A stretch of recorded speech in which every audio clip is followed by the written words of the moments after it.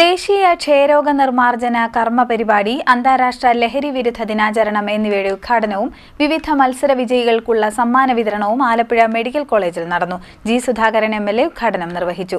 Alappuzha medical കോളേജിൽ ഇപ്പോഴുള്ള സൗകര്യങ്ങൾ പൂർണ്ണതോതിൽ വിനിയോഗിക്കണമെന്ന് ജി സുധാകരൻ പറഞ്ഞു.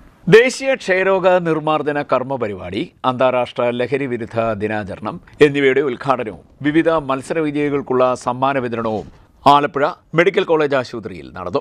ജി സുധാകരൻ MLA ഉദ്ഘാടനം നിർവഹിച്ചു. ആലപ്പുഴ മെഡിക്കൽ കോളേജിൽ ഇപ്പോഴുള്ള സൗകര്യങ്ങൾ പൂർണ്ണതോതിൽ വിനിയോഗിക്കണമെന്ന് ജി സുധാകരൻ പറഞ്ഞു. നല്ല ആൾക്കാരാണോ അവരുടെ സീനിയോറിറ്റിയും മറ്റു കാര്യങ്ങളും നോക്കണം, സീനിയോറിറ്റി കണക്കെടുക്കണം.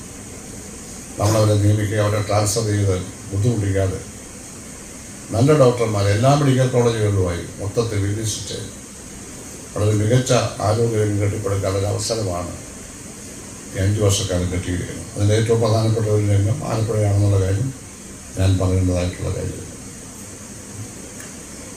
ഈ മെഡിക്കൽ കോളേജ് മുമ്പെന്ന് പറഞ്ഞാൽ ഏതാണ്ട് ഒരു 20 വർഷം മുമ്പ് അവിടെ ആലപ്പുഴ ടൗണിലെ ഇപ്പോഴത്തെ ജനറൽ ഹോസ്പിറ്റലിൻ്റെ അകത്തായിരുന്നു മെഡിക്കൽ കോളേജ്. അതായിരുന്നു മെഡിക്കൽ കോളേജ്. ജനറൽ ഹോസ്പിറ്റലും അത് തന്നെയായിരുന്നു. അപ്പോൾ ജനറൽ ഹോസ്പിറ്റൽ എന്ന പേരൊന്നും വന്നില്ല, മെഡിക്കൽ കോളേജാണ്. ഒരു സൗകര്യങ്ങളൊന്നും പറയേണ്ട കാര്യമില്ലല്ലോ.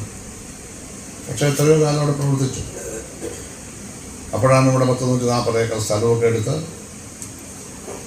കെട്ടിടങ്ങളൊക്കെ നിർമ്മിച്ച് ഇവിടെയൊക്കെ മാറ്റാൻ തീരുമാനിക്കുകയും അത്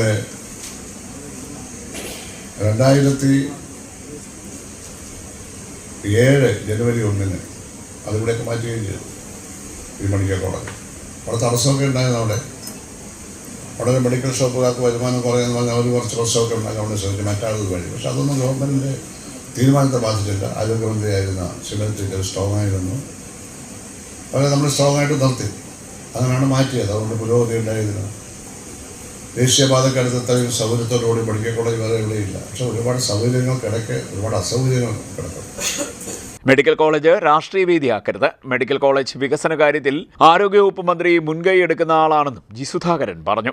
ക്ഷയരോഗ നിർമ്മാർജ്ജന പദ്ധതിയുടെ ഭാഗമായി കഴിഞ്ഞ വർഷം ക്ഷയരോഗവിമുക്തമായി പ്രഖ്യാപിക്കപ്പെട്ട ജില്ലയിലെ 33 തദ്ദേശ സ്വയംഭരണ സ്ഥാപനങ്ങൾക്കുള്ള പുരസ്കാര വിതരണവും MLA നിർവഹിച്ചു. Ambalappuzha block panchayat president Manish M. Purakkad അധ്യക്ഷത വഹിച്ചു. ജില്ലാ panchayat vice president advocate Sheena Salkumar, ജില്ലാ പഞ്ചായത്ത് അംഗങ്ങളായ AR കണ്ണൻ, D. അംബുജാക്ഷി, ജില്ലാ medical officer doctor PV Vidya, ജില്ലാ TB officer doctor VS Vincy, government TD medical college superintendent doctor PL Lakshmi, deputy ജില്ലാ medical officer doctor M. Anand, deputy ജില്ലാ medical officer doctor SR Dileep Kumar തുടങ്ങിയവർ പങ്കെടുത്തു. CDNet news Harippad.